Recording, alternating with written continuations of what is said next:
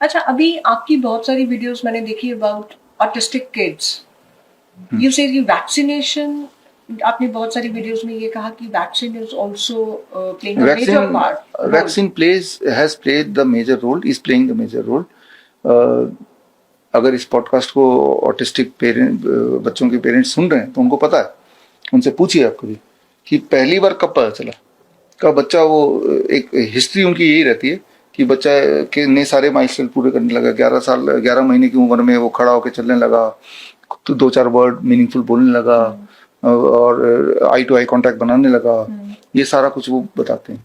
लेकिन जब वैक्सीन लगा, खासतौर MMR वैक्सीन लगा, उसके बाद उसकी हेल्थ, उसके जो आई कांटेक्ट खत्म हो गए, साइलेंट हो गया, वो रिस्पॉन्ड नहीं करता है, अजीबोगरीब बिहेव करता है, खाने पीने का रूटीन उसका खत्म हो गया, तो तब हम डॉक्टर पर ले गए, तब हमें डायग्नोस हुआ।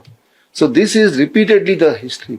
आप किसी भी रैंडम पेरेंट्स से पूछेंगे ऑफ दीज किड्स तो उनका जवाब लगभग ऐसे ही आएगा, या फिर आएगा कि हाँ बच्चे को अचानक बुखार आया था, फिर पैरासिटामोल दिया, बुखार तो उतर गया लेकिन बिहेवियर चेंज हो गया। तो कई बार एंटीबायोटिक मेडिसिन, कई बार एंटीबायोटिक एंड मोस्टली वैक्सीन। तो ये तीनों ये कटघरे में है इसके।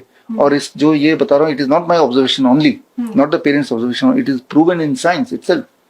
The vaccine is containing mercury, and जब मर्करी, सारे वैक्सीन आजकल इतने ज्यादा हो गए, उनका cumulative mercury content is more than 100 times the safe limit to be given. तो फिर बच्चों को वैक्सीन लगवाने नहीं चाहिए, क्योंकि बहुत सारे वैक्सीन हैं, जैसे वो एंटीमीजल वैक्सीन है, 35 वैक्सीन है। हाँ, तो वैक्सीन नहीं लगाना चाहिए, वैक्सीन का कोई फायदा नहीं है। और जिसको लगता है फायदा है, हाउ डू यू नो फायदा है कि नहीं है?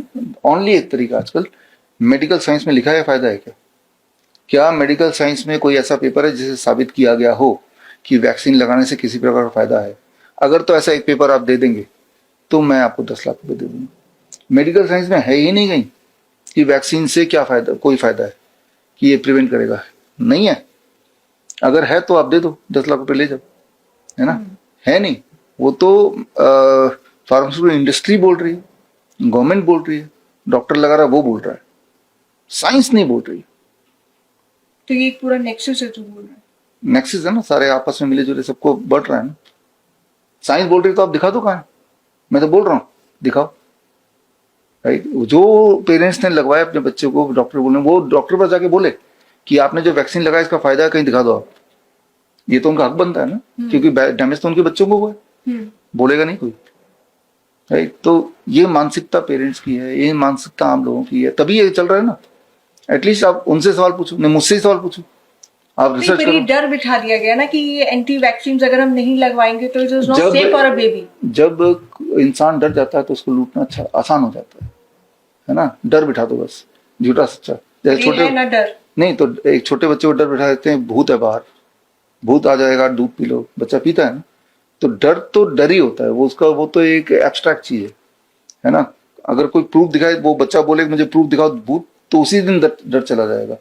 जैसे ही वो बोलेगा पेरेंट मुझे प्रूफ दिखाओ, डर वहीं चला जाएगा, लेकिन ये पूछेगा नहीं ना वो डर, क्योंकि ये माइंडसेट है। बड़ी से बड़ी बीमारी का आसान से आसान इलाज घर बैठे ही हो सकता है। अधिक जानकारी के लिए कांटेक्ट करें nearest doctor BRC clinic @home।